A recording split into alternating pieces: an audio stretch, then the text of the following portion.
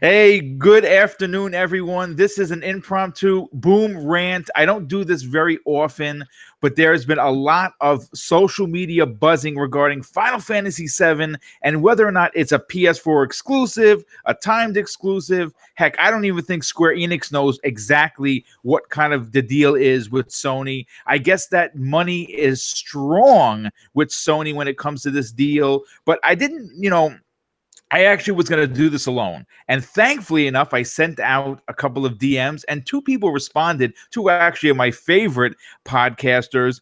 Of course, we're going to start with Gaming Forte, who is a part of the Basement Radio Arcade podcast. Welcome, dude. Yo, man, definitely. I was just sitting up here playing Destiny, and then a DM comes through my phone, and I saw the word RANT and boom, and I was like, I'm there, 100%. Well, let's go. I definitely appreciate that. And of course, the leader of the pack, the creator of the Basement Radio Arcade podcast, my very good friend all the way from Washington, D.C., Enrique. Dude, welcome, my friend. Boom, man. Always an honor and pleasure, man. I like Forte. I saw Rant, and I'm like, oh, this is going to be good. Right.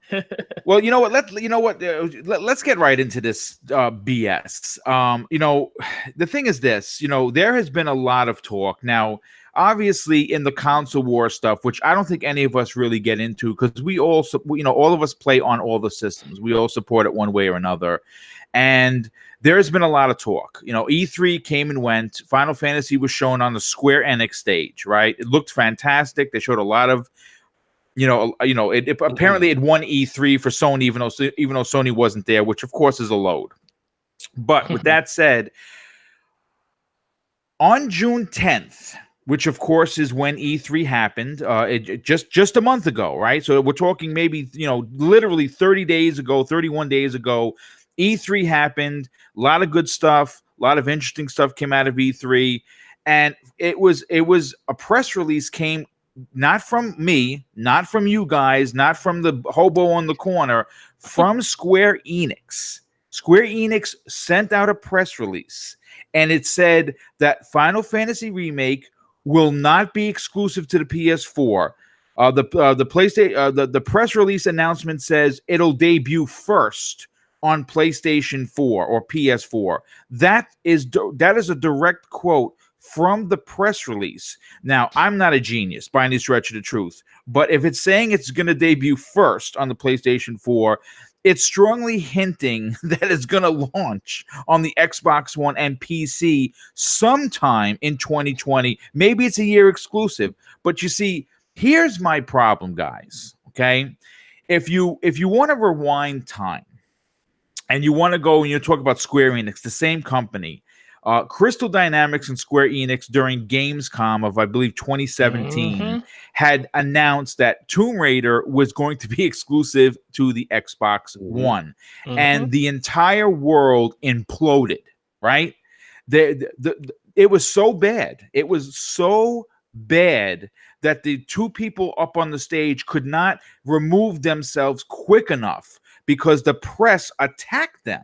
Like, they would not let them leave the stage until the proper answer that they wanted. They got, it was almost like a hostage situation. Do you remember that, Gaming Forte? Man, I was hoping you was going to bring that up. I absolutely remember that. I remember when that was announced. It's like just the fact that they said it was exclusive to Microsoft, and everybody was like, "There's no way no way Tomb Raider could be exclusive." It was a PlayStation platform game before it was anything else, and everybody was like, "No, we're gonna dig deeper on this. We're gonna find out." And literally, it took 3 hours, and Square Enix finally came out and said it was a year exclusive.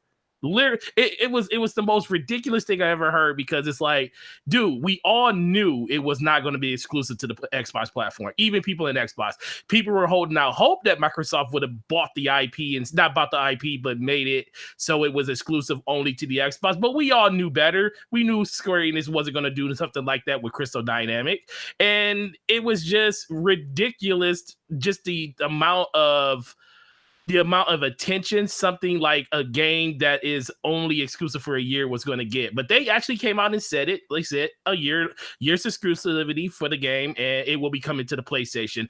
And it kind of hurt Microsoft a little bit because all those people that would have bought it or probably went out and bought an Xbox because they wanted to play Tomb Raider day one decided they didn't have to because they say, oh, at least I know for certain it's not going to be an Xbox exclusive. Now, look what Square Enix is doing now. It's kind of not going in the opposite direction. They already said it's not going to be exclusive. They didn't say how long, but now they're saying, "Oh, guess what? It's not. We don't have any plans bringing it anywhere else." And I'm like, "Wait a minute! You literally just said less than a month ago that it's not going to be exclusive to the PlayStation. It was just going to be a PlayStation first. Last time I checked, when you say PlayStation first, that means it's going to go other places later. We just don't know when."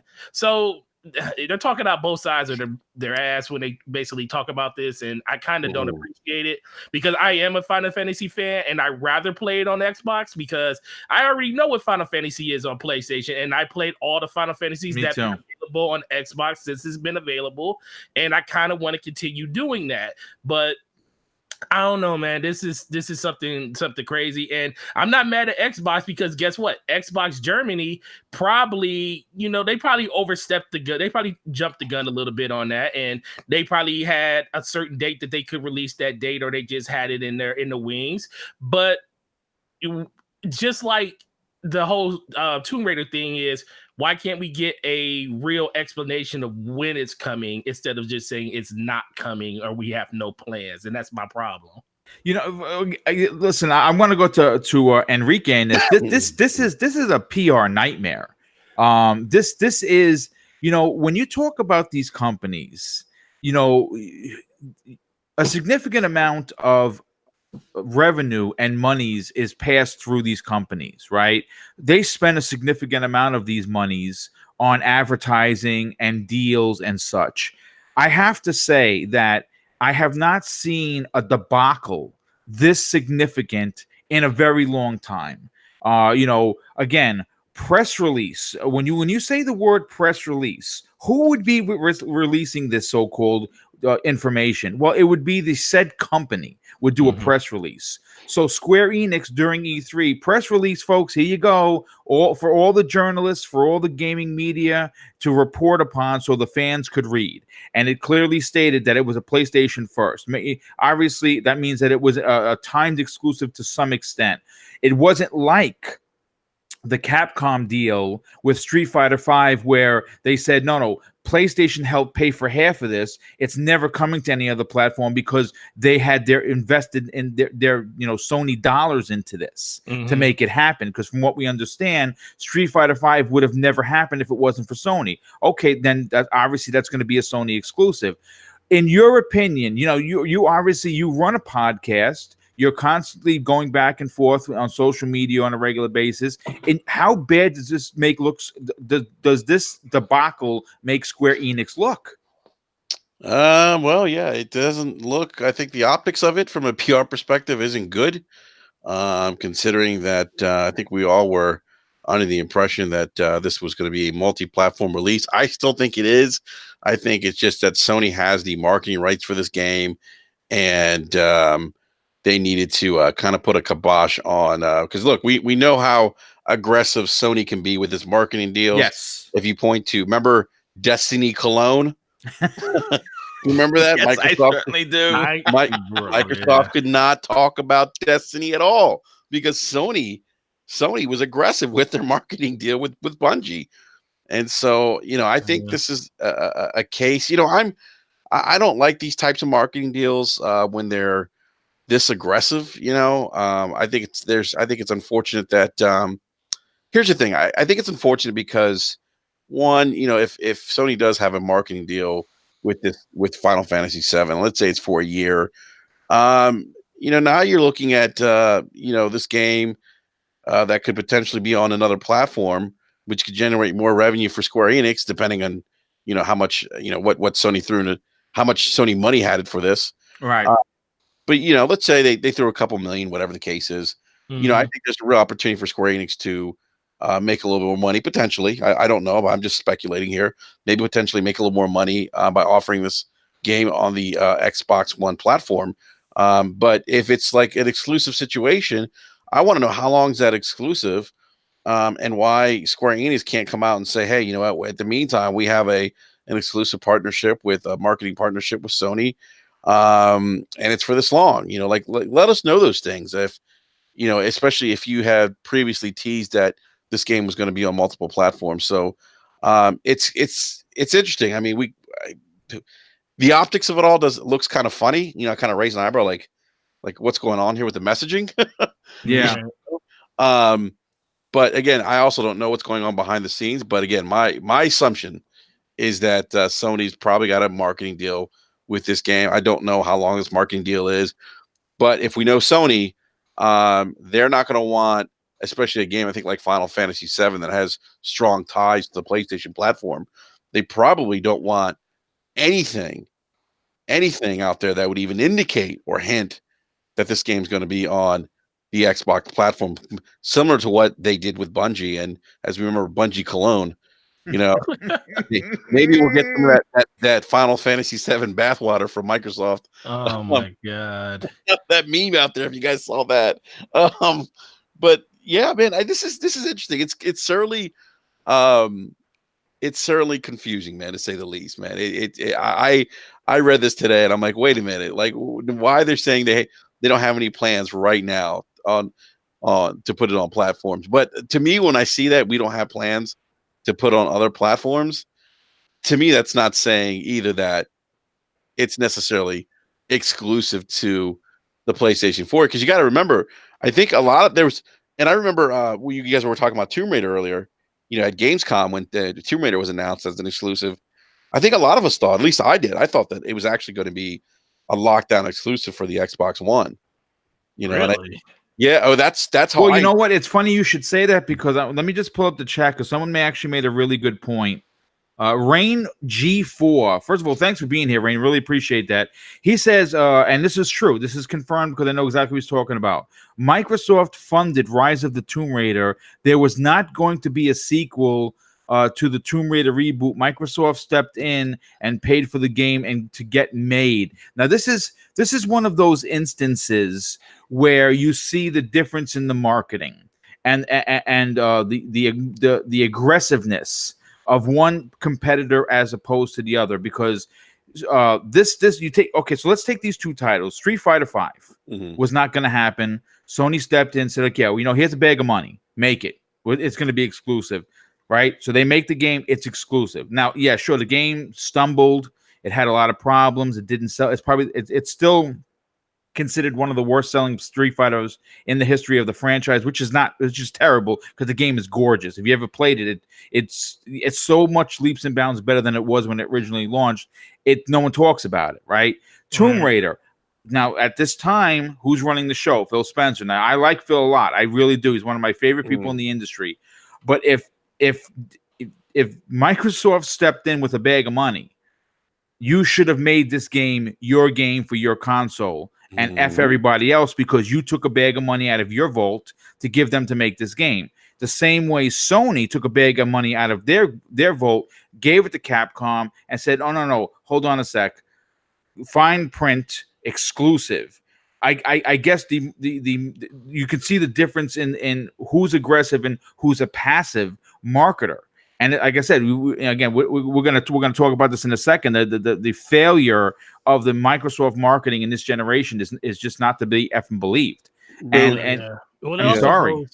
It also goes back to what Phil said a long time ago, that he's not about keeping games off of other platforms, especially buying up exclusive rights for those games. So, but why even invest in those games then? I mean, exactly. I agree. I mean, but you know, maybe it's a situation where Phil Spencer feels like it's a game that he wants to see made, but it's not going to get made unless they do something. But the one, they probably thought the 1 year exclusivity was going to give them a bigger push. But I also think the fact that deal had to get, kind of, kiboshed by Square Enix coming out saying that it's only for a year, that really hurt Microsoft, because they they were banking on probably more people buying Xboxes but to you know play what that though? game. But you know what though? I seem to remember, and correct me if I'm wrong. And we talked about I'm gonna get so much hate for this, but That's okay, I've been getting man. hate for We people. all You're get being hate. so hard on Microsoft. I've been called a pony all week. It's been great. No, listen, dude, you got the old saying is you got to call a spade a spade. No, I mean, absolutely. But I'm people, sorry. People feel like we're like on Brap that we've been picking on Xbox more when recently. they do better, you'll stop. You'll stop complaining when they do Thank better. you. But my point is, like, we've been talking a lot about marketing with them, and I feel like, again, from what I remember, this is again, I'm getting older now. So Gamescom a couple of years ago, I remember that I think that I felt like when the media was pressing Phil about it, he was giving like convoluted answers. Yes, and the answers kind of changed. It wasn't it wasn't like, hey, it's exclusive to our platform on Xbox One, and that's all I have to say about it. That's all he had to say. But I think Phil like wants to be the, hey, you know what, guys, he wants to be the person that I get you though. I get you. You got it, but you can't. I mean, like, you just got to be quiet and say, hey, you know what? If you want to play the new thank you. Yes. If you want to play the new Tomb Raider, it's on Xbox One. It's coming out this date. And that's all I have to say. That's all he had to say. But I felt like each message or each time that he talked about it, like, we got more confused about it. Because we were having conversations about this. I remember this, like, on podcasts and in social media. And every time Phil would say something, like, oh, but he said this, or maybe he means this. And even the media was like, well, if you look into what he said, maybe he really means this, or maybe he did. And it was just like this convoluted message. And we're Sony, it's like, you know what? Final Fantasy VII, the idea of it on Xbox, and it may be coming to Xbox, but you know what? No. You guys need to put a well, I mean, look what happened. Now we've been talking, right? The reason why I decided to do this is because I was going back and forth with several people on social media, and I pulled up the original press release, and the press release says this. Well, IGN ran a story today in bold letters, big, gigantic bold letters. Final Fantasy VII Remake, Square Enix has no plans for other platforms other than PS4. Now, listen, you know my feelings about EGN. I said AGN, IGN. I'm not going to get into it. But needless to say, it's a story, and I'm going to talk about it, okay? Right. And they, there was a second press release that's dated 7/11, which is exactly 31 days past E3 2019, that says the exact opposite. And it says this, Square Enix has said that there are no plans for Final Fantasy VII Remake to release on any other console aside of the PS4. In a statement to IGN, Square Enix said a previously announced Final Fantasy VII Remake will be released for the PlayStation 4 on March 3rd, 2020. We have no plans for other platforms. The statement seems to suggest, without going as far as to actually use the exact terms or phrases, that Final Fantasy VII Remake is a PS4 exclusive. So it's not saying, because like when you see the commercials for it, only on PlayStation, right? They're good at telling the people that this is only on PlayStation. That it doesn't say that. I mean, again, I'm not Inspector Clouseau from the Pink Panther, but I'm going to tell you that the writing is on the wall, and a lot of young guys don't even know what I'm talking about. Whoever laughed is old like me. You are officer friendly though, so you might be onto something here. I mean, listen, look, the problem is this. I have it pre-ordered on Amazon. I think 20% off or something like that. Yeah, I got 20% off of it. I think I'm paying $47 for it. I beat the original Final Fantasy VII both in Japanese and in English on the PlayStation 1. Okay. Nice. So I'm a fan. Okay. I have been a fan. It's my favorite Final Fantasy VII of all time. And I'm going to play it on the PlayStation 4. And I'm going to probably rebuy it on the Xbox One and play through again there. Yeah. My problem with this nonsense, and I think everyone in the community, this is a big problem. Like, this, no one's going to be able to sweep this under the rug and kind of like, look at the left hand. No, look at the right hand. And they're going to forget about the left hand. That this needs to be answered one way or another. This so-called statement is half cocked. Do you guys agree with that? I think I do. I think again, this is I go back to the whole Destiny thing. This is Sony. I think this has always been the big difference between Sony and Microsoft and their PR departments. Sony's going to put the kibosh on this, and that's what they did. I really believe, because we talked about this earlier, that the original announcement was multiple platforms. And when was that announcement? Was that like last year or a couple months ago? What do you mean that it was coming to multiple platforms? Yeah. Yeah, no, that was this year, dude. This year. That was this year. So that's what I'm saying. So like it's out there already, and because it went on an Xbox website, now it's on the competitor's website. So he's like, Square Enix, you guys need to squash this. Like we're not going to have this. That Microsoft, they can go put out some Final Fantasy VII, some Cloud Cologne. We don't want anyone to know that we want the perception to be that Final Fantasy VII is only going to be on the PlayStation platform come March 3rd, 2020, and that it's not going to be anywhere else. And they're doing it because they want to sell copies of this game. Hopefully, they want to sell copies of or sell PlayStation 4 consoles. But I think that I don't think we're going to get an answer, because I don't think Sony's going to allow it. We're not going to get an answer, and I'll give you, just to let you know how bad this, what like Enrique was saying about Destiny, how bad it was. I, being a person that loves Destiny, and I wanted people to know that it was on Xbox. We used to make our, like, they would send us cover art for the game. They would say just PlayStation on it, or they would just have the PlayStation logo. It wouldn't have Xbox anywhere on it. So I would Photoshop the Xbox logo and make cover art just so people can know that it was on Xbox, and I would put it in our Xbox section so people could pre-order, because people would just walk up to the register. Hey, is this available? It's only available on PlayStation. I said, no, man, it's available on Xbox too. And it's like, oh, I did not thought it was a PlayStation exclusive. Come to find out, literally probably like 2 months after that, like right before Destiny release, we got a letter or an email basically saying that if any store has cover art saying that Destiny is on any platform other than PlayStation, you have to remove it. And the reason is because Sony, well, not just Sony, but all of the developers and platform holders, they send out people to come check like stores and marketing, because some of the stuff is in these games. Like, you think GameStop picks the stuff that's in these stores? No, the companies market little things in the store to actually cover that stuff. So like, if you ever walk in a GameStop and you see like the little posters behind the cabinet, or like the 16 DVD cases where they got DVDs up there and it's like a picture of a game, those companies pay for that. That is like marketing for whatever marketing period that is. They pay for that spot to be there. That's why it has to be there.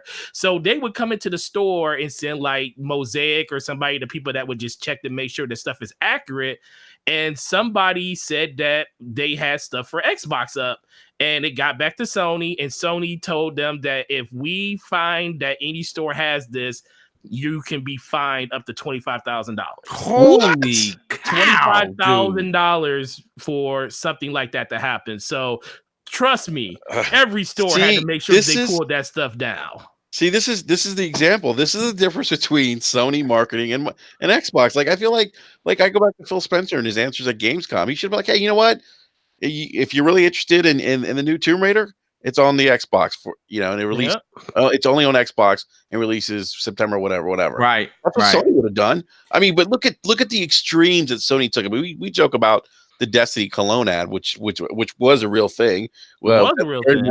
Very much looked like an ad for cologne. I thought it was cool water for a second. I know, right? Obsession. But I mean, that's crazy. Like I never knew that forte, and I think that's tremendous insight, man. I'm glad you shared that with us, because that just shows you how aggressive Sony is, right or wrong.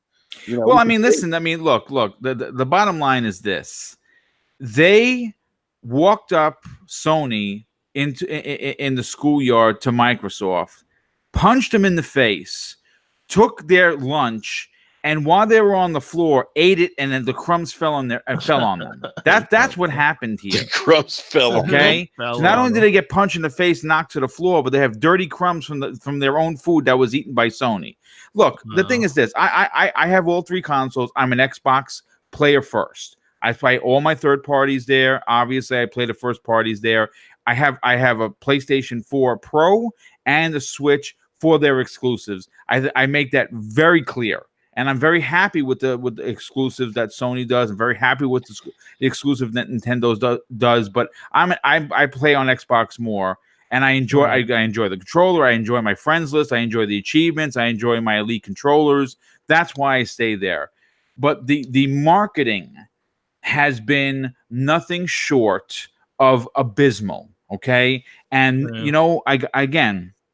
Say what you want about this. Like I said, I'm aggravated as a fan because, like I said, I like to judge things based on something prior. That's how life usually works, right, guys? I mean, something happens to you, and you're like, you know what? I didn't learn from this is now the second time this happened to me. But I didn't learn from the first time, and that's when we go back to the Tomb Raider thing. Yes, it was a couple of years ago, but Phil Spencer got beat up about it. Matt Booty, who was at the time, I believe he was the head of Crystal Dynamics. He actually had to write an apology letter. I talked about it on one of the Breakfast with Booms I think it might have been last week. I can actually look for it and read this outrageous apology letter to the community. As a matter of fact, I'm going to look for it while you guys talk about this. But you know what though, Boom? I mean, it's funny you mentioned that apology letter. I remember that. But I think that was look. I mean, that was done just out of just PR. I mean, the PlayStation community was up in arms. You guys remember? I mean, this is anti-consumer. F you guys, and all this crazy stuff. And it's like, okay, well, when you guys are getting third-party exclusives like Destiny and Microsoft can't speak about Destiny, like and Sony's threatened to sue poor Gaming Forte over here, just trying to do his job and sell copies of the game. That's trying to charge him or fine him $25,000. You should be up in arms too. I mean, it works. It goes both ways. But that was ridiculous. That whole I know why he did it, but unfortunately, it was a result of people of bad behavior. What I call bad behavior, and people just fanboying out and being upset about it. It's just ridiculous. No, you're absolutely right. And the biggest thing, my biggest takeaway from the whole situation is people only get upset when it's something that they really care about. Like Final Fantasy, when Tomb Raider was being rumored to be exclusive to Xbox, people were coming out talking about it just because it was a franchise that they were familiar with. Nobody really cared about something Destiny wasn't proven at that time. So no one really cared about the marketing of Destiny being with PlayStation because it was something that wasn't proven. We didn't really start caring about the exclusivity of all the stuff that PlayStation was getting for Destiny until people started enjoying the game. Right. So I'll give them a little break on that, but it's just the fact that, look, man, Square Enix, you just need to either learn how to tighten up your ship and not allow stuff like this to happen. Yes, it was brought to our attention because the Germany YouTube channel for Xbox leaked it, but trust me, this isn't good for anybody. It's not, having a game like this, especially that are most people's first Final Fantasy was this game, so it's gonna be a fever pitch when someone sees a trailer saying that it's coming to their favorite platform. And of course they're going to believe it because they're like, hey, it's coming from the official channel for one of Xbox's primary places that they have their games come from. And I just think that they just need to learn to do a little bit better with just their PR side of it. We talk about Microsoft's PR, but Square Enix has been kind of really hit or miss over the last few years, especially with the whole rise of the Tomb Raider and all the other games that's been releasing over the last couple of years. Interesting. I went back and looked at the Gamescom announcement for Tomb Raider, and just reading some of the press articles, and it basically, that Microsoft announced the next Lara Croft game would be Xbox exclusive when it arrives Christmas 2015. And so the question was, what does that mean? Is it time? Will it arrive on other platforms? And I think that's, from what I remember, when that happened, Phil was kind of dancing around the question. Hey, is this time? What is it? And I'm trying to look for quotes here. He doesn't have the thing about Phil Spencer is he wants to be so all inclusive. He doesn't have a reserve to just tell people look, it's only on Xbox. Yeah, I think Phil Harrison was still with Xbox at this time. He was. Yeah, because there's a quote here. Phil Harrison says, "We have said very clearly that Tomb Raider will be coming holiday 2015 exclusively to Xbox. We're pleased with the partnership that Square Enix and Crystal Dynamics has." Now, if I'm not mistaken, I think that's kind of what when the emphasis kept saying, holiday 2015. I think that's when people kept questioning, what does that what does that mean? And then Phil Spencer saying things like, yes, the deal has a duration. I didn't buy it. I don't own the franchise. Well, what does that mean? And so I think that's kind of where a lot of the controversy and the questioning of what Phil was saying, the ambiguity and everything came into play, because here you have Harrison saying, and this is why I thought it was exclusive, because I took it as, hey, it's coming out 2015 and it's exclusive to Xbox, and then Phil saying, oh well, yes, the deal has a duration. I didn't buy it. I don't own the franchise. Well, that's because Phil Harrison's what he said was enough. It should have been enough. Exactly. And you know what? You know what I like about his answer? It was stern. It was straightforward. There was no backstep. He drew the line. He says it's coming to our platform, Christmas, blah blah blah. That's it. Yeah. And then, but then Phil's like, "Oh, I don't own it." So now Phil's opened Pandora's box. Now you left yourself open, Phil, for all these questions from reporters, and that's kind of what went down. And so, but Sony, I'm telling you guys, Sony's not going to let that happen. No, they're not going to happen. No. Well, obviously they're aggressive. Real quick, I just have to shout out Noximus1 in the chat. He says, I think that it's absolutely imperative that Xbox owners get a chance to enjoy the Final Fantasy VII remake. And dude, I could not agree with that. Yeah. Listen, look, here's the thing. I understand that this is a business. Okay, I think people forget that, because listen, when we play these games, when you're playing a game, you don't give a flying shit who's making money on it. You care about your experience in front of your TV, holding that controller with that game at that particular time. No one, and I really mean, I don't think anybody in the chat, I don't think anybody that's going to watch this video later or any of us are worrying about who's making money, because we know who's making money. It doesn't matter to us because we're not making money. We buy these games for enjoyment. But at the same time, it is a business. Now, again, this is a big PR nightmare, and it's shame on Square Enix for allowing it to spiral out of control, because now they're backpedaling. Now they're throwing statements out left and right, because what probably happened is something very similar, and thanks to Forte's insight on, we'll fine you $25,000 per store if this isn't tightened up. They probably got a real nasty email or a conference call from someone at Sony and said, "Hey, I'm literally going to send you a bill for $250,000 because you violated the contract." Mm-hmm. That's probably what a threatened fine has definitely, or a conversation must have happened, because look, we're talking 31 days from press release E3 2019 to press release July 11th, right? Mm-hmm. I don't know. And that's a great point, Boom. We also don't know. The other thing too, we don't know, what the verbiage is in that agreement, like what Square Enix can or can't talk about, and how they're supposed to address maybe any leaks or anything like that. But I think the optics again is, that Sony probably they probably have a marketing deal. I think that's the obvious to me, at least, because they're saying it's going to be on the PlayStation 4 platform.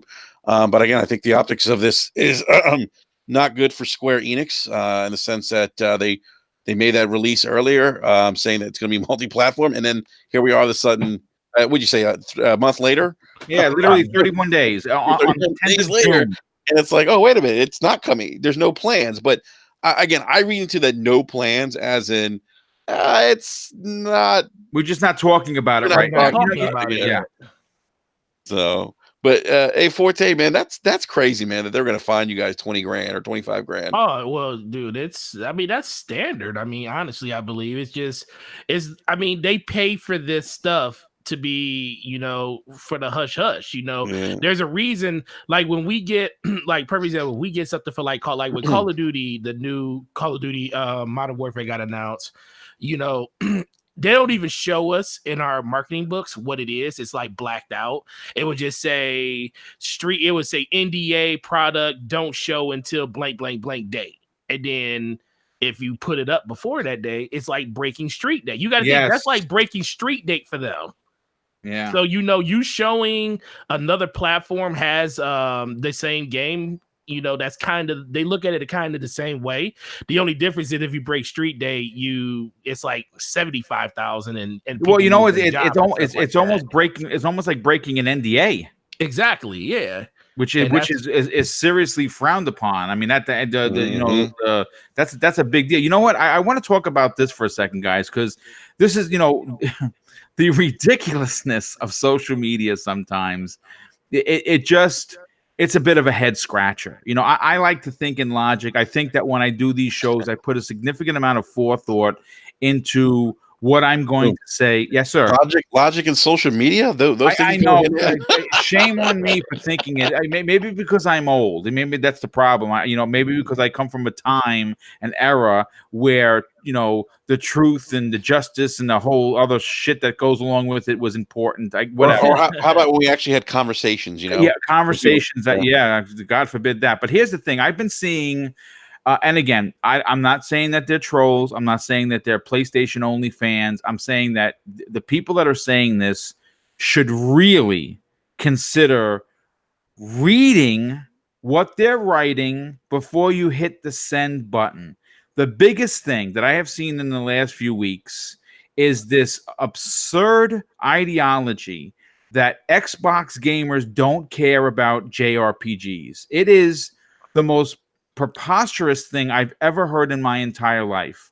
I guess maybe because they live in a very small bubble, they would think this. That's just dumb. But it's just dumb, folks. If you are tweeting this, if you are someone that's going to listen to this and you want to give me a thumbs down, by all means, please write me a dirty letter. I don't care, whatever. The truth is the truth. If you are writing this nonsense and you believe it, my God, I feel really you're gonna have a tough go at life for sure, because that's ridiculous. JRPGs are not exclusive to Sony. JRPGs have been around since I don't know the NES days. Dragon Warrior 1 came out in Japan and was the greatest selling game of all time. That was a JRPG, and guess what? It came. I still have that. I still have that game, man. Box and cartridge. It's just, and I'm sure it's worth a lot of money because that's a classic. But I mean, guys, do you see where I'm going with this? Is this newfound shenanigans ridiculous? That's stupid. It's like saying that PlayStation fans don't like shooters. I mean, the problem is it's a console war narrative. They try to lump everyone in the community together, and JD Gamer actually just brought up something great. Like, I was going to mention this.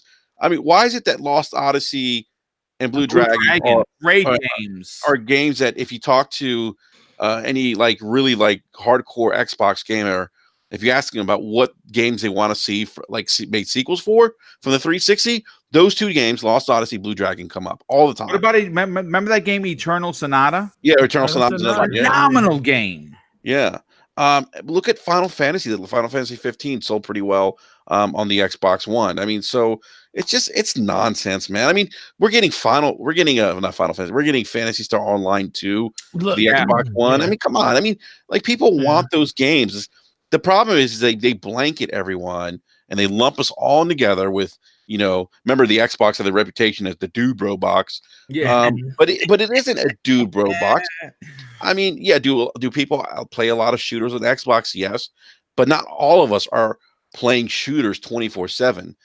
There's a lot of people that do own Xboxes that want JRPGs. So that's just ignorance, man. That's all that is. Yeah, I mean, I got lambasted on BRAP for our E3 when I kept saying Microsoft got an 8 out of 10 and everybody was killing me. And the reason and the biggest reason I gave it an 8 out of 10 is for this conversation right here.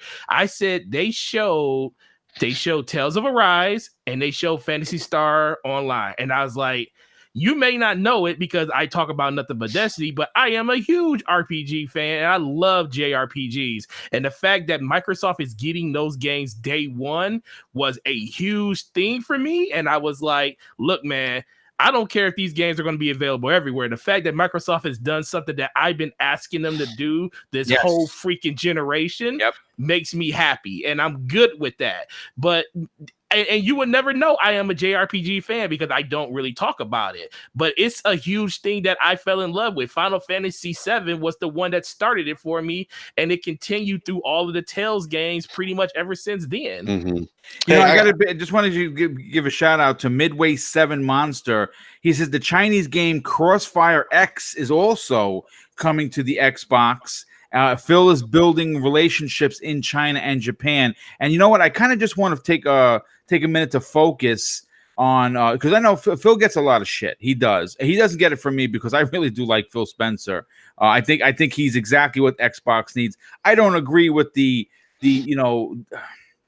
Some of the things he does make me sometimes scratch my head, but I understand. You know, I like everybody. I don't have a bad thing to say about anybody. They call me officer friendly on the air here, but they called me that in uniform because I'm just like being a good guy. So I understand where Phil's coming from, but I want to say something that a lot of people are not talking about, and I know some people in the chat are definitely going to appreciate this.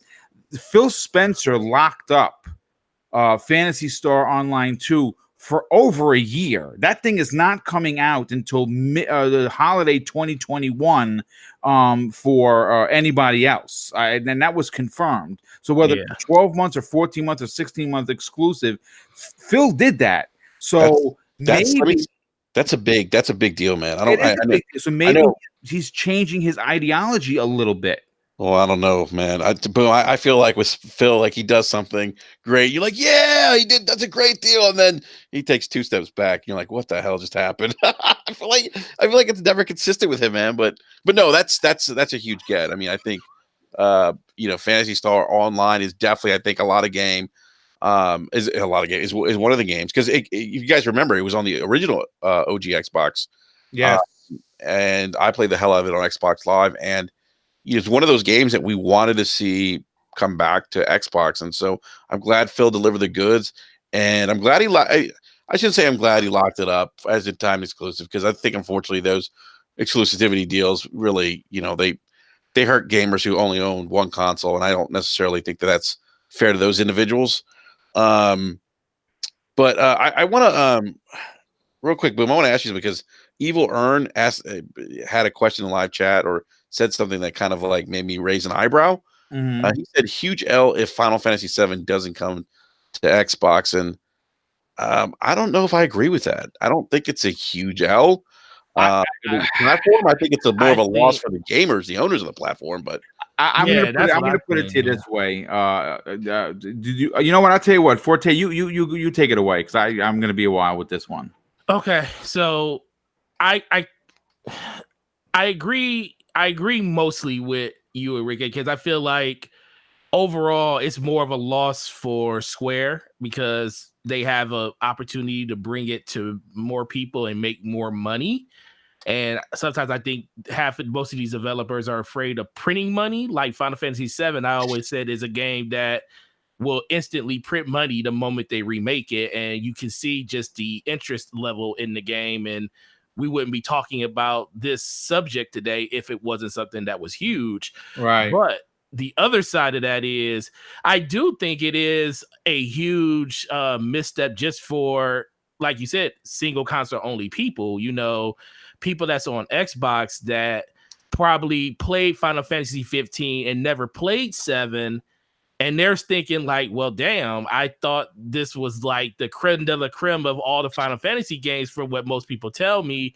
And I'm just not into the PlayStation ecosystem. I mean, I put a video out yesterday talking about, why are so many people turning their backs on the next Xbox? And my comment section is full of people and shout out to them because they have a right to their opinion. And I agree with their opinion. You know, a lot of people don't want to go over to PC. A lot of people don't want to go over to PlayStation. I would never, dude. You can offer to buy me one, and I wouldn't. Yeah, play on exactly. PC. A lot of people don't want to do that, and I agree with their opinion on that because it is not for everybody. Some people just like being on one console. They don't want to have to worry about their games being all over the place. Think about it. It's just like how Steam is and how Epic is. You know, once you get used to an ecosystem and all of your games being in one place, you don't want to be branching your games all over the place because you feel like you already don't have ownership of them, especially if you're buying digital. Right. Think about buying them on all different platforms and stuff. So I understand what people are saying there. So I kind of disagree just for the point that when it comes to Final Fantasy VII, you know, a lot of people haven't played that game. You know, this is a whole nother generation now. That came out in PlayStation 1, dude. It's like 97, dude. 97, dude. Dude, it was my first Final Fantasy game, and to this day, it is not the best Final Fantasy. I still think 6 is the best Final Fantasy. Excuse me, sir. No, that's blasphemous. Oh no, whatever. Six to me is the better Final Fantasy because it had the best antagonist of all the Final Fantasies to me. 7 is just that game. Kefka fan are you? Whatever. 7 is just that game that I felt like it hit the right note and it went mainstream, and it's the one that everybody remembers. But that's the main reason I think it's kind of an L, because if it's the one everybody remembers, it's the one that's going to give you the biggest return because people are going to go out and buy that game just off of what other people's opinion of it is. So it not coming to Xbox, or with the chances of it not, because we know it's going to come, we just don't know when. But if it never came to Xbox, that's a huge mistake, I believe. Well, real quick, before I give you my answer, Gotham Guy with the outstanding and outrageous $10 super chat, he says, I think Sony fears that people are noticing a difference between the PS4 and the Xbox One X 4K console in regards with third-party titles, hence all the marketing deals the past year. Well, like I said, if you go to my channel and I talk about I did a video the other day. It was the biggest video I've ever done. It took me 5 hours to edit this thing because I added music, and it was a lot of work. I mean, it was crazy. I didn't think I was actually going to get it off the ground. I talk about Microsoft's change in, I guess, ideology. If you compared their 2016, 2017, and even 2018. In their marketing deals as opposed to 2019. I mean, they went buck wild crazy with marketing deals. And of course, the biggest one, remember last year, it was the biggest marketing deal was Red Dead Redemption, who had that Sony. Next year, Microsoft, I don't care what they paid, they got Cyberpunk 2077 marketing rights. That's crazy. That's crazy good for the Xbox brand. But to answer Everon's question, I want to thank him for hanging out and asking such an amazing question. I think it would be, this is just my opinion, folks, devastating to the Xbox platform if Final Fantasy VII Remake doesn't come. And I'm going to tell you why. Because that is... To me, again, I understand it's a business, folks. No one is taking away money from anyone's pocket or from the table. I understand how business works. I've been in business myself, so I understand that sometimes you make the hard calls, and in order to do that, you have to spend some bucks. I get it, but I think that if Final Fantasy VII Remake never comes to the Xbox One, it is Square Enix spitting in the face of all of their fans that are on the Xbox brand. I am so sorry to tell you that, because you know what? Gaming is an expensive hobby. People have mortgages and children going to school and financial hardships in 2019. You know what I'm saying? Not everyone knows everyone's business. You wouldn't know if BoomStick had 2 pennies in his pocket or $200, because my business is my business. I don't cry about it. But there are a lot of folks out there that they are struggling through hard times, and gaming is a way for people to escape reality. And not that they're forgetting what you have to do in life, but life can be hard, and some people can't afford, who are already invested in one platform, can't afford to go to another one because they can't get this game. And I think that it would be a spit in the face to all of the fans of Final Fantasy VII. And like I said, it's already bad PR, in my opinion. I don't know. The only way they could repair this is if they come out and say, okay, listen, here's what's going on. Right now, it's a PlayStation 4 exclusive. We will come back at a later date and talk about other consoles and call it square. No pun intended. And what do you guys think about that? I think that, yeah, that would make sense, but Sony's got their claws in this. It's just not. They do, and they're vicious. Listen, I say this all the time. I'm not ashamed to say it. I don't mind repeating myself. Sony's marketing is the best marketing I have ever seen in my gaming career. Do you understand what I'm saying? I've been gaming since effing 1978, folks, and I have never seen a more aggressive, innovative, ballsy, punch you in the face, take your lunch kind of marketing like Sony has done in this generation. And you know what? This goes all the way back to E3 2014 when they were handing games. How do you trade games? Oh, here's the disc. It never stopped from there. That E3 literally pulled the rug under Microsoft. They never got their footing. Now, again, in 2017, when Phil got the big seat, the big chair next to Satya, the ship was turning, and it has been turning. And to turn a ship this big the way Phil has done it in the time frame is greatly impressive. You know what I'm saying? What he's done with the brand, what he's done with the first party studios, with the services, with making the Xbox One X the most powerful console. He did that in record time. It's never been done before. So they are turning the ship, but I don't know. I just think that there's no real easy answer how you fix this. I wonder how many copies of Final Fantasy 15 actually sold on Xbox. Because I wonder if that kind of factored into not the marketing deal with Sony, but just the exclusivity for however long it's going to be. I would bet if Microsoft had a higher attach rate with the game, they probably would have been like, well, we're giving up a lot if we go to just PlayStation, because they know they're going to sell it on PlayStation because its first home was on PlayStation. Right. So they know it's going to sell there regardless. They're probably looking at it like Sony's giving us a butt ton of money. And then on top of that, the attach rate for our last Final Fantasy on Xbox by itself, probably we can make that up on the back end compared to if they put it on both systems. Yeah, they'll get immediate return on Xbox, but it may not overscope how much they're getting from Sony when it comes to that actual bag that they're giving them. So they're probably double dipping. That doesn't make it right, but I really would like to know what was the driving force to the exclusivity, because the marketing deal that just happens because they're the market leader. What actually made it become an exclusive title for however long is where that's what I really I kind of want to question at the point. Well, real quick before I answer that, JD Gamer with the outrageous $2 super chat. Thank you so much for that. He says Panzer Dragon Saga is better than Final Fantasy VII. Check. I'm going to say this. I just looked it up. Worldwide sales of Final Fantasy 15, which it didn't get into specifics of who sold more. The total copies included digital was 8.1 million. Okay, so let's just say, for instance, that it's maybe a 60-40 split. Let's just say that I don't know, 4.5 million. Right on the PlayStation 4, bigger install base, so it makes sense. Xbox, smaller install base, 3 million.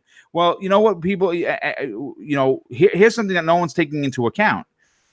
Kingdom Hearts 3 released worldwide last year, right? Guess what, folks? It was in the top 10 selling games for Xbox. People lap that game up, and you know what's crazy about that? You know why JRPG sell on the Xbox? We players on the Xbox who stay exclusive to that system didn't even get the collection that allowed them to play Kingdom Hearts 1, 2, and all the other games like Sony got. And they still went out in droves and bought this game. So yeah, I mean, am I wrong to say that Kingdom Hearts 3 is a heavily inspired JRPG? Yes, it certainly is, and it's sold like gangbusters on the Xbox One. So to me, this is a very confusing situation, and I think that Enrique, you kind of really hit it on the head with Sony. Their marketing team must have really.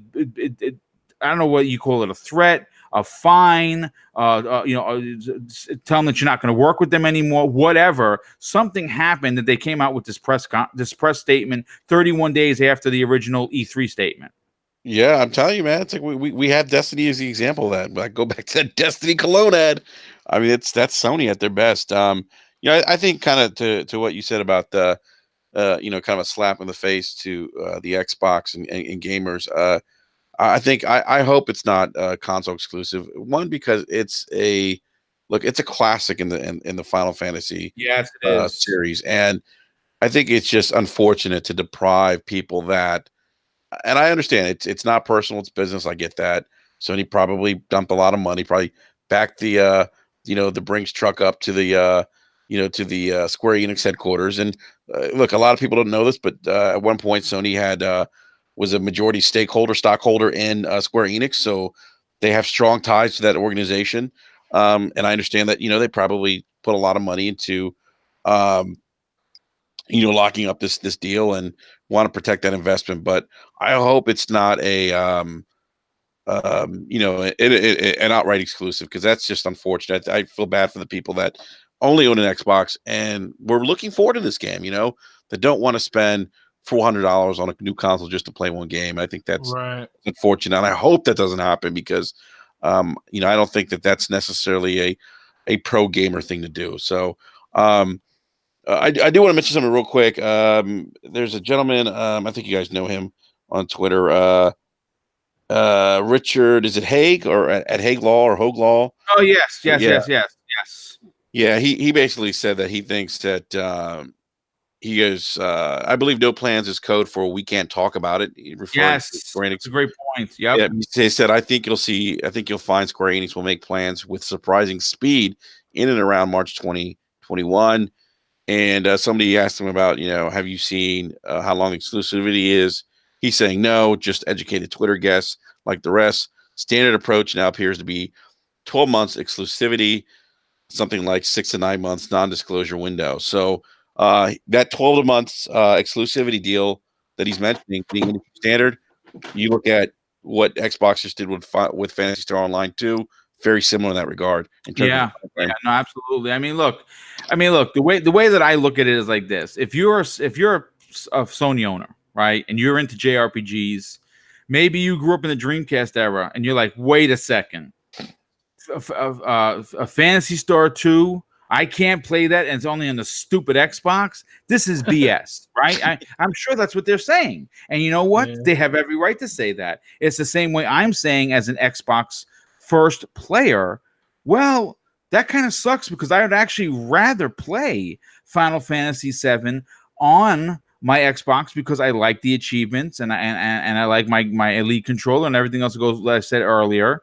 But that's still not going to make me not buy Final Fantasy VII on the PlayStation 4, which I already have it pre-ordered, because I'm such a big fan of that. That is my favorite JRPG of all time, and it's my favorite Final Fantasy game of all time. So I'm not going to sit on the sidelines with sitting on my hands while everyone's playing this game. I'm going to get down. Like I said, if it's as good as I think it's going to be, I wind up playing through that again on the Xbox and just enjoy it a second time. Right. Yeah. It's interesting. Somebody in the live chat said Nier came to Xbox. Sold very well on Xbox too. Yeah, and there was no, and that's not a relatively known franchise I compare to Final Fantasy.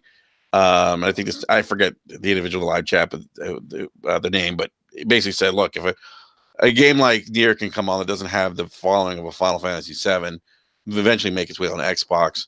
In all likelihood, Final Fantasy VII is probably going to be on Xbox as well. So I thought that was an interesting point.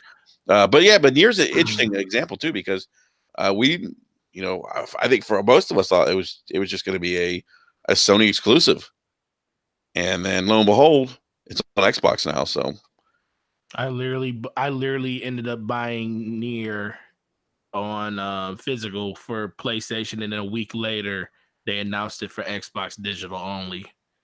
So I took it back to the store and bought it on Xbox. Hey, let me ask something before, Tay. Do you guys get any kind of like hints from developers or whatever, or corporate that, like, okay, yeah, Final Fantasy VII, it's going to be a timed exclusive? Like, do you guys get that kind of inside information, or are you just not at the store level? Not at the store level. We get it. I mean, you could kind of estimate certain things when they come down the pipeline about the company knowing about things ahead of time. They just don't let it filter down into the rank and file, just because the rank and file don't know how to keep their mouth shut. That's the biggest reason. Yeah, that makes sense. But yeah, there's a lot of different things, because it's like as soon as a press release, like when the Switch Mini got announced, we literally got an email, not an email, but we had a document posted on our internal web sharing site, basically a mock-up of everything that was going on with the Switch Mini. And they didn't make that in 10 minutes. That was something that was made a long time ago, and they just had to wait for the go button to say it. So especially with these billionaire, I mean, as much as people think GameStop is in trouble, and in some instances they're still a billion-dollar company, and they still swing a big ass axe, and they got them. And these developers and these publishers, they still have to depend on them to sell the majority of their hardware, because as much as people say digital's taking over, which it is, you still got to go buy that hardware for somewhere, and a lot of people still want to go into a store to buy it, as much as people say, because GameStop still has the market, share when it comes to that stuff. It's still shrinking, but they still have it.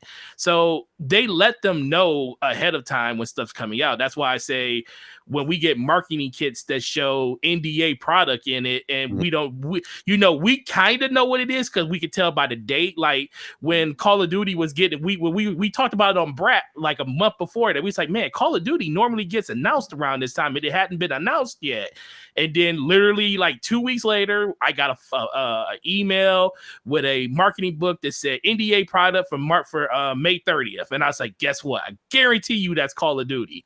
And then sure enough, soon as that day came, Call of Duty announced their trailer, and it was a huge thing. And GameStop knew about it a month ahead of time. So it just doesn't filter down. But trust me, they let these bigger companies know, because they want to make sure that all the elements is in place. People see it, and it's in big bold letters when they walk in the store. So it's there. It's not like it's a secret. It's just secret from the viewing public until the day they want to be seen. A good friend of ours, Slow-Mo Backslap, in the chat has two really interesting things to say. Slow-Mo.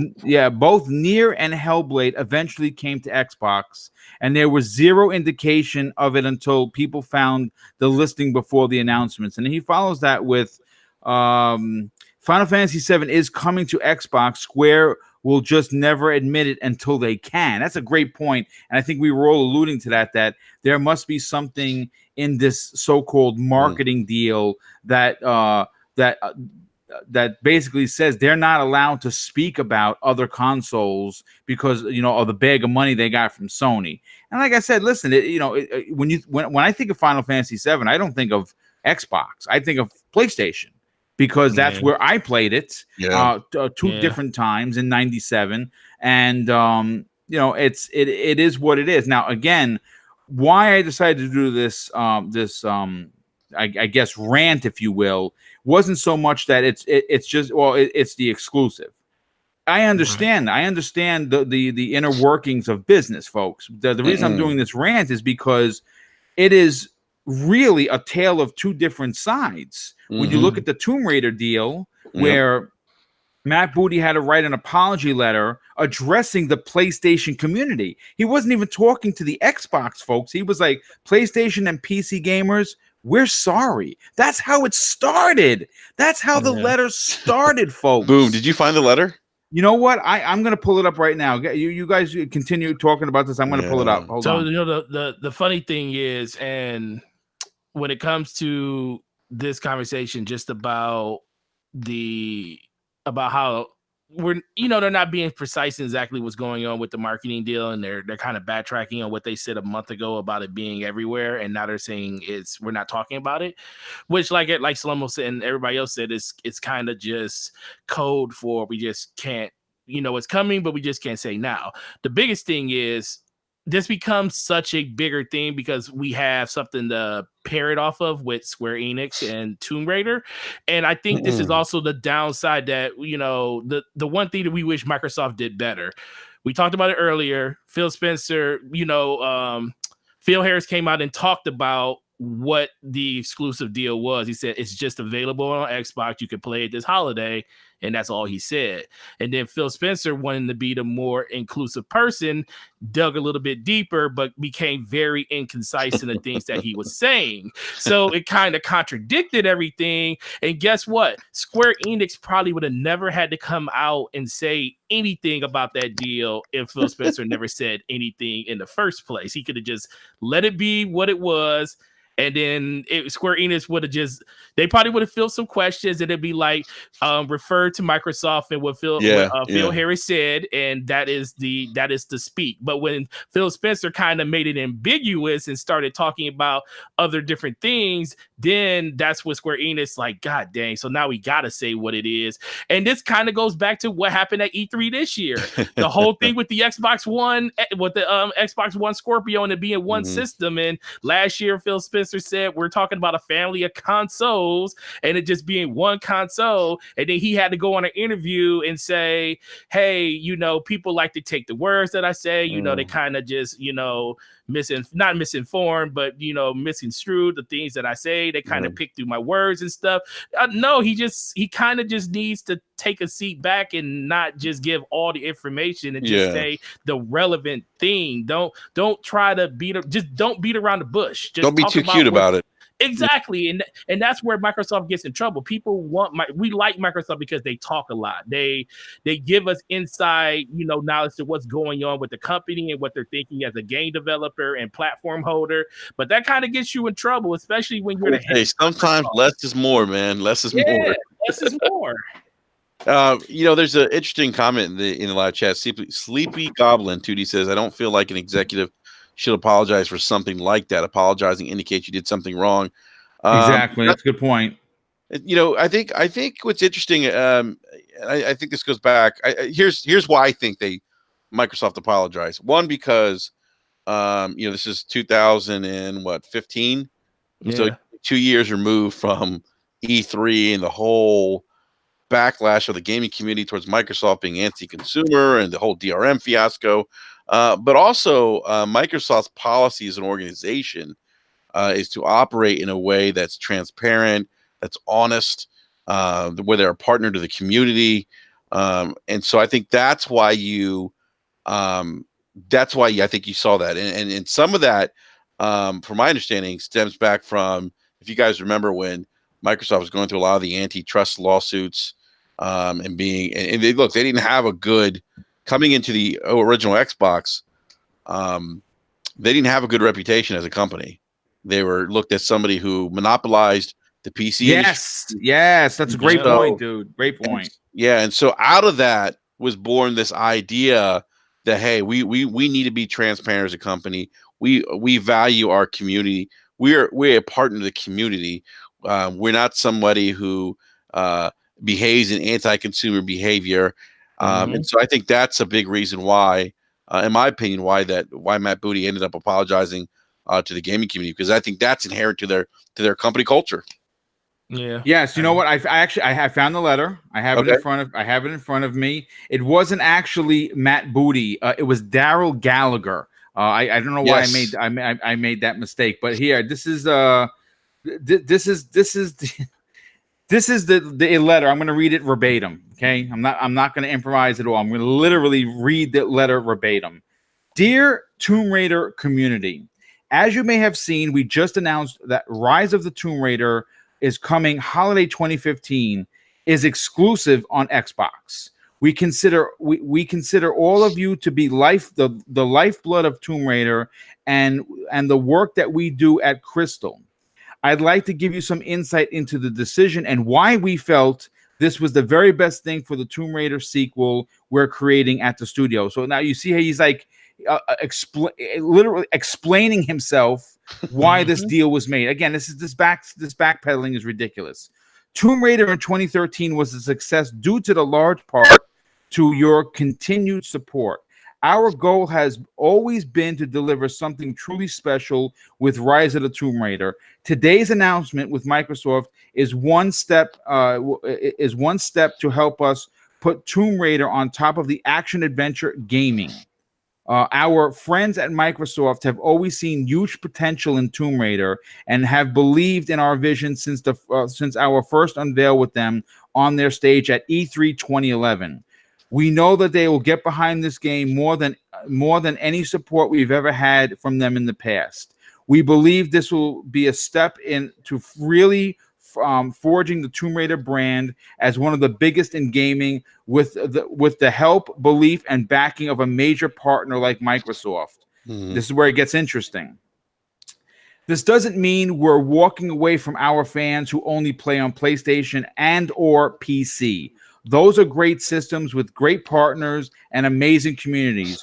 We have Lara Croft and Temple of Osiris coming to those platforms this December, which is that top-down Tomb Raider, and Tomb Raider, the Definitive Edition, available on the PlayStation 4. And this is how he closes out the letter. We know that there are probably many more questions and concerns. Please do send them to us, and we'll answer to the best of our ability. Meanwhile, we're going all out to try and make something truly special, the most ambitious Tomb Raider game we've ever built. Thanks, Daryl Gallagher, Crystal Dynamics head of studios. Now, what do you guys think about this letter? I mean, do you find it to be as ridiculous as I do? I don't think they did anything wrong. It was a business deal, right? But I wonder how much influence Microsoft had on that too. You know, saying, hey, maybe you guys need to go out there and do it solid for the gaming community. And maybe that was part of it. I don't know.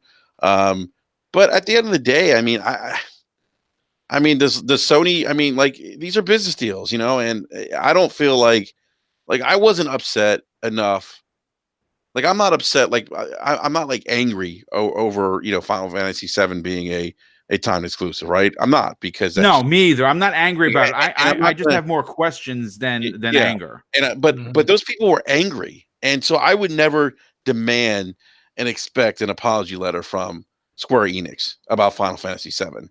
And unfortunately, I think that is them rewarding kind of the bad behavior that we saw when that was announced, because you guys remember, there was a lot of outrage and people were angry. It was. If you remember that Gamescom, and I listen, folks, I might be over exaggerating here, but the two developers that got up there talking about it, Forte, back me up on this. They couldn't get off the stage. No, they couldn't. They ran off the stage. We got to go. Well, because you could tell, it's like, when you get a restless crowd and you can see people typing stuff on their iPads or writing stuff in their notes, and then you just looking at the crowd and you're like, oh yeah, this is going to be pretty bad. Let's get up out of here because we got to get ready for what's about to happen after it. Yeah.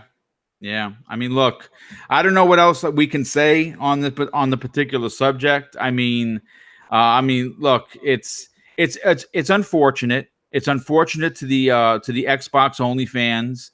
It's unfortunate to fans like myself who would prefer to play Final Fantasy VII on March 3rd next year on my Xbox One X, which obviously it's going to look and run better. See, that's the other thing that I don't think any of us mentioned. That maybe that has a lot to do with it as well. I mean, you think about it. The PlayStation, first of all, listen, vanilla PlayStation, if you look at what Sony does with their first parties, even the vanilla console runs games like God of War. It looks amazing, right? The Pro, obviously, it's a slight bump. But when you compare the Pro to the X, well, now we're talking leaps and bounds day and night. And maybe that has a lot to do with it as well, that the Xbox One X version of Final Fantasy VII is going to be leaps and bounds better than the PlayStation 4 Pro version. Do you think that has anything to do with it? I don't think so. I think this is just Sony being strategic in terms of locking down a big franchise, a franchise that has the 7 has always been associated with the PlayStation brand. I think this is them being strategic in locking down a game that has never been on any other platform but a Sony platform, and I think that this is when I say strategic, you got to remember this game is launching during what's traditionally considered a slow time of the year for the gaming industry. So for them to have this kind of game in their back pocket in the month of March as an exclusive, whether or not it's timed, big deal. It's a big deal. Yeah, and so I get it. I get why they did it. Well, I mean, think about this for a second. Let's just look strategically at this. First of all, real quick, Studio Nintendo Direct in the super chat with $5, dude. That's outrageous. Thank you for your generosity. He says, "Shout out to BoomStick, great guy, does great work. I have a good day, my friend." Yes, and listen, if you don't know who Nintendo Direct is, head over to his YouTube channel. The guy's amazing. He's not just a Nintendo fan. He does actually play mostly on the Xbox platform, if you didn't know that, even though Nintendo is, with the big Nintendo in his name. But thanks so much for that super chat, dude. It's greatly appreciated. Think about this for a second. Now, we're going to be talking about this next week, tomorrow morning on Breakfast with Boom, about some really juicy The Last of Us 2 information that has been leaked in the last few days. It's supposedly releasing on February 14th, 2020. Now, if you think about this for a second, right? I mean, let's start out. Let's look at what Sony's doing, closing out 2020 and moving into the PlayStation 5. That momentum is just chugging. It's just chugging along. It's almost like going down an ice skates a hill just completely with a sheet of ice. There's no stopping you, right? You get The Last of Us 2 February 14th, and then in March you get the 1 year exclusive, possibly exclusive Final Fantasy VII. Wow, right? I mean, that's how you start off 2020. You know what's interesting, Boom? They didn't go to E3 this year. And they didn't go to E3 this year. And did it matter? No, apparently it did not. No, it didn't. All the people saying that, missing E3 is a big deal for them. Nope. No. Look at them. We are talking about them right now. Well, exactly. They have been in the news. Come on. Yeah, again, marketed prowess I've never seen before in my life. I'm not saying that E3 is not important. I'm just saying it's not as relative as it once was. Because you can go out there and control the narrative. You have YouTube influencers, you have YouTubers, content creators, you have, Twitch streamers, you have your own, online conferences now. I mean, it's just, and here we are. Like if this rumor is true, you have back-to-back exclusive bangers. Yeah. And early for 2020 for the PlayStation 4. And it's supposed to be the last year of that console before the 5 comes out. And just going back to that that Final Fantasy thing, just think about it like this. This game is being broken up into different pieces too. So what is the exclusive on this going to be? Is it just the first part exclusive, or do we have to wait for the entire? That's a really fantastic question, dude. Yeah, because because think about it, and normally when a game releases on another platform that was exclusive somewhere else, it's like they usually give you a bonus, like a collection, or they'll say Game of the Year version or something like that. Yeah. Are we going to be seeing the complete now for most Xbox people? That'd probably be good because you get to play the whole thing all at once instead of having to wait like Sony did. But how long is it going to take for this whole thing to come out? Maybe that's why it's a 1 year exclusive and not 6 months, or that's just speculating on what the exclusive could be.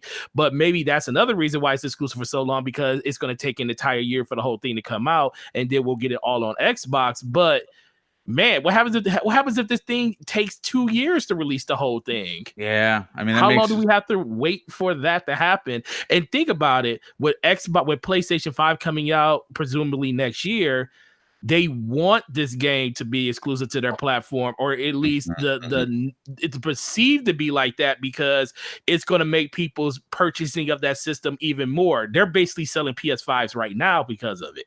I didn't even think about that. They're saying, they're literally saying that now. That's some forward thinking right there, dude. Listen, before I get into that, real quick, Philly Eagle with the outrageous $10 super chat. He says, "Unfortunately, I have to head out to work. Fantastic show thus far. Boom and panel. Chat is great. I leave with this: subjectively is something people need to understand. We don't all cherish the same stuff." That is a great point, Philly Eagle.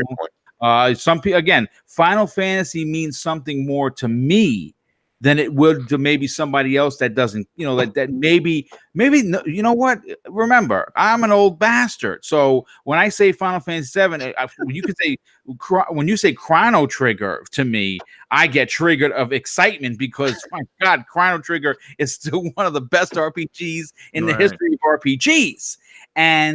But you say that to someone in their 20s, they're going to be like, "Boom, what the F are you talking about, Chrono Trigger? Are you talking about something else?" And they don't understand. So that's a great point, Philly Eagle, that, something for us, may be more important than someone who's younger who didn't experience it. I don't know. I mean, I'm going to say this, Forte, you bring up a really good point. Interesting and thought-provoking point, because I'm so focused on the actual just Final Fantasy VII situation. We also we didn't even dive into how long is this 3-part Final Fantasy VII going to take? Is it going to take 10 years like Final Fantasy 15? Is it going to be 1 year after another, bang, bang, bang? Or are we going to have 3 years, apart per release, making it almost a 10-year release? That's a great point. And what's interesting, Boom, is that this is supposed to be episodic, and so I think the majority of the first part of the game you're going to be spending in Midgar, right? Is that? Yes, I believe so. Yes, and that's like what, I think 50 hours or something. Is that? Am I making that up? No, you're not. I mean, it's going to be a lot of hours. Yeah, it's going to be anywhere between 30. I mean, listen, it's a Square game. It's it's going to be a 30 to 50 hour romp per title. So here's the thing. So if it's episodic, right, much like Destiny's episodic game, now you're locking those people in who are excited to play Final Fantasy VII. Mm-hmm. They don't want to wait a year. Now they're going to get all the content first. Now you're locking them into your ecosystem. You know what? I got Final Fantasy VII. It's episodic. I'm going to play, the first content release. We'll be playing in Midgar. I'm going to be done with that. And guess what? PlayStation 5 comes out. The next episode of, the next release, whatever, Final Fantasy VII comes out on the PS5. I've already played the first. I'm locked in. It locks people in. I mean, I didn't even think about that, Forte, until you brought that up. Yeah, man. It's locking people into that episodic content, or that ecosystem that is going to be Final Fantasy VII on the PlayStation platform. That's big. And even think about it, even if just the first episode is exclusive and the second episode releases everywhere, the majority of people that bought it are going to probably just stick with the system, with PlayStation, because they already played the first episode there. It's that investment. It's that the investment factor where, I mean, again, let's say, for instance, there's not going to be any kind of cross progression, I don't think. Nope. You know what I'm saying? So because this is not an online game, so it's not going to be like if you bought Final Fantasy VII originally on the PS4 and you now get it on the Xbox, you can transfer your saves or something. If you buy it for, like for me, I'm going to play it multiple times because I really, really enjoy Final Fantasy VII. I love everything about it. So I'm going to invest 30, 40 hours in the PS4 version, 30, 40 hours in the the Xbox One version. Now, my question to myself, and I'll ask you guys this and the chat, does this really position Sony to sell big numbers of this, because people are not going to want to wait, and also people like myself who are considering buying it a second time, am I going to want to do that 2 more times after the initial release of part 1? And now that I think about it, I don't know if I would. 1, because there's only so much time in a day, and 2, that's you're doubling up. You're talking about a game that's going to be $180 over the course of what, 5 to 7 years, right? Times 2 now. Yep. And as soon as y'all were talking and I was thinking about that, my attitude instantly changed where, of course, I'm going to buy this on PlayStation day one because I want to play it. Yeah, of course. And then it just changed to, I'm still going to buy this on PlayStation day one, but Xbox might be in the wait. I might not be able to buy it on Xbox too, because that's a huge game, and the fact that they're adding more stuff to it. Now, things can change. I can always go back and say, you know what, I enjoyed it that much, I might just want to plop down and do it again. But I don't see myself buying it on PlayStation, investing 50 hours into it just to say, that 50 hours was gone, let me just start all over on Xbox again. I'm going to probably want to be like everybody else. And the thing about Final Fantasy VII especially, you're going to want to play that in the now, because people are going to be talking about it at that time, and you're going to want to be a part of that conversation. And if you're restarting on Xbox, let's say Xbox you can start same day on the second episode as everybody else. Those people already played the first episode, so you still got to go through that, and you got to go through the second one, where PlayStation people are already talking about the second one. And I'm not trying to be about 50 hours of avoiding Twitter and Facebook and everything, because people going to want to be talking about something I haven't gotten to yet. Yeah, that's a great point, man. I'm with you, Forte. I don't see myself double dipping, man. It's going to be PlayStation. It's a little harder. It's a PlayStation little harder. Move forward. Yeah, there might be some people though, you know, that double. Well, I think some people will do it. Yeah, I'm not doing it. Boom, I think will definitely do it. You know what? It depends on the price of the whole thing. Yeah, you know, when it comes to those big games, it's funny that you should say that. This morning I was going over. I just beat the other day the Assassin's Creed, the last DLC. Which is unbelievably fantastic. I cannot get enough of Odyssey. I have over 200 hours into it, and I just love the game. It was my game of the year 2018. I actually beat out God of War by a hair, because I really, really enjoyed God of War, but I just put so much time into it. And I'm sitting on the couch, and normally, like, I just know what to play. I pick up a game and go, and I'm like, I got 900 games to play, but I don't know what to play. Like I felt lost as a gamer. So I like having something to do. Now, if that's because I have an undiagnosed ADD, well, maybe, I don't know. But I enjoy having something to do. And Final Fantasy, look, let me just say this, okay? The thing that is great about Final Fantasy is not just the story, not just the graphics, not just the characters. I mean, they're all iconic characters. Yeah. It's those supers. I mean, Knights of the Round is still one of my favorite things that you can ever do in a game. And if you remember back in the PlayStation 1 days, it took like 15 minutes. Yeah, as long as Super in Final Fantasy VII, man. Oh my God. And I'm really looking forward to seeing a redesign of Knights of the Round. Let's see. Hades was a great one as well. Yeah. My God, I lost my chain of thought of exactly what was some of my other funny ones, but I wouldn't mind playing it again because of my love for the franchise, the characters, the materia. I love all of that. But then when I sit back on my chair and think about it, oh my God, it's not just one game. See, if this was Final Fantasy VII one game, it's a done deal. I'm playing it twice. But the fact that this is episodic, I might have to reevaluate this. You know what, man? Boom, it's funny, man. You mentioned the Knights of the Round summon, man, and that just added to my cemented for me that I'm getting this game when it releases. You have to, again, who remembers the first summon that you get? Who remembers the first summon you get in the game? Oh, I don't. What was it? Leviathan. Oh my God, that's yes, right. Yes.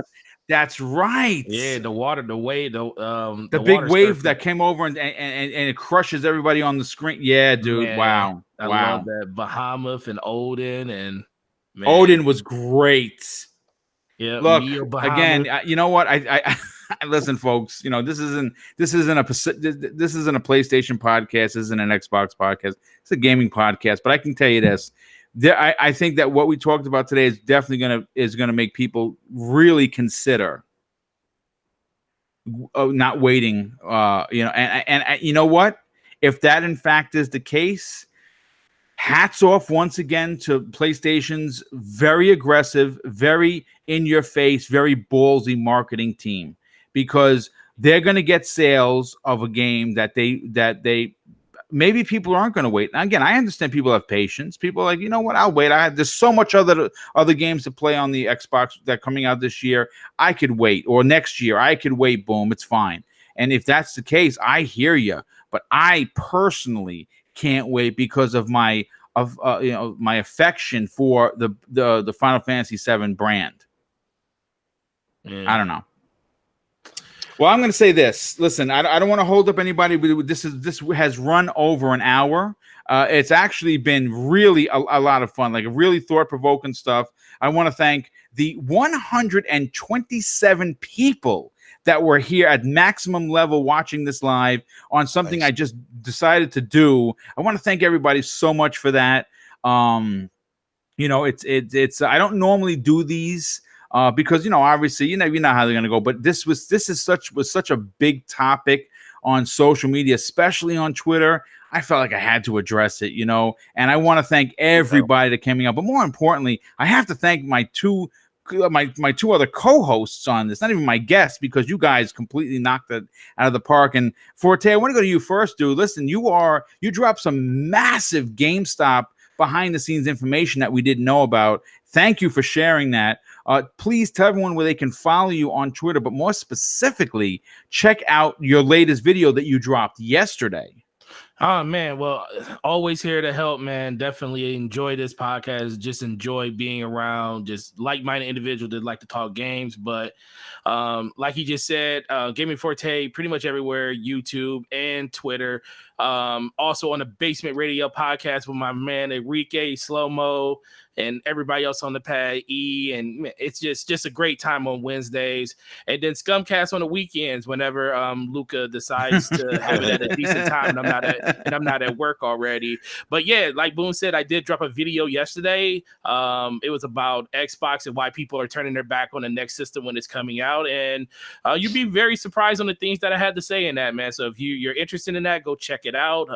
And I appreciate everything you guys do, especially you, Boom, and Enrique too. So thanks again. Yeah, no, it's always great to have you on. Love your insight, love your passion for gaming, and really enjoy working with you. It's always a lot of fun, a lot of laughs, which is great. Enrique, yesterday you guys did, of course, Wednesdays at, I believe it's 9 p.m. Eastern Standard Time. You had your newest episode of the Basement Radio Arcade podcast. Your guest was none other Xbox. That's the Xbox. Oh my God, Lord Addict from the Iron Lords podcast. I listened to that this morning. Great show. I knew you guys were having fun because you didn't actually start the show until about 11 minutes into the that probably was my fault. But listen, that's how you know you're enjoying stuff. Please tell everyone where they can follow you on Twitter.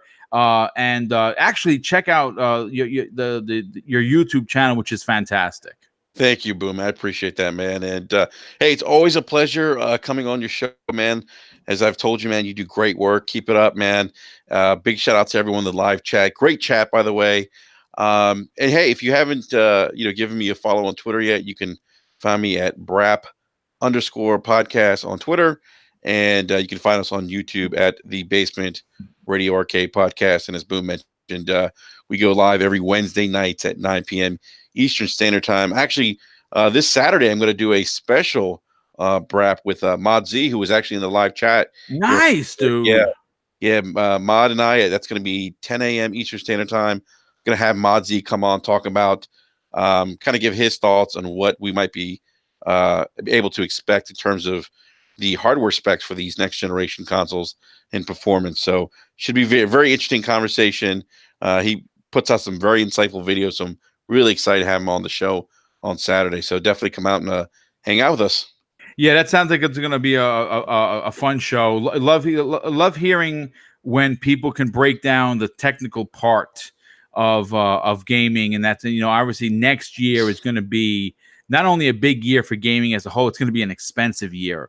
Because obviously we know that the PlayStation 5 is coming, the Xbox Anaconda is coming, and now we're hearing rumblings of a Switch Pro possibly launching, on top of the ridiculous amount of games. All I can say is this, folks. Come the holidays, I know everyone enjoys wrapping gifts. Ask for gift cards, and then once you get them, go into your underwear drawer, your sock drawer, hide those things. Forget that you have them, because you're gonna need them. 2020 is gonna be super expensive for especially people who support multiple consoles like myself. I mean, listen, I'm sorry, I'm a tech whore. I need to get everything, so I'm gonna be broke. But again, I want to thank the chat. You guys were absolutely outstanding. I truly appreciate the support that you showed Double Barrel Gaming, the generosity that you guys also showed in the super chat today. That was amazing as always. So thank you so much for that. Once again, thank you to my 2 co-hosts on today, and everyone, please enjoy the rest of your really warm Wednesday, especially if you're in New York. I just want to close it out with a couple things. One, it doesn't cost anything to be nice. Right, that I want that to be up front. And secondly, treat people how you would like to be treated. Have a great Wednesday, and we'll see you tomorrow morning. Today's not Wednesday, today's Thursday. Oh my God. This is what happens when you're retired, folks. You lose track of days, because it doesn't matter, because you're freaking retired. So yes, actually it's Thursday. What a boob. Enjoy the rest of your Thursday, and I'll see everyone tomorrow morning on the latest episode of Breakfast with Boom. Take care, everyone. Have a great day.